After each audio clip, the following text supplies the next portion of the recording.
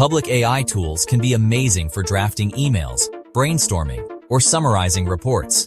But entering sensitive client or company data can create serious security risks. Most public AI models use your inputs to train their systems. A single mistake could expose private client information, company strategy, or proprietary code. Here are 6 practical strategies to safely use AI while protecting your business data. Create a clear AI security policy defining what data can't be shared. Use business-grade AI accounts that ensure your data isn't used to train public models.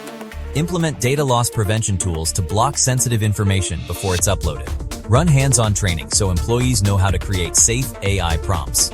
Regularly review AI usage logs to catch risks and foster a security-minded culture where everyone protects data.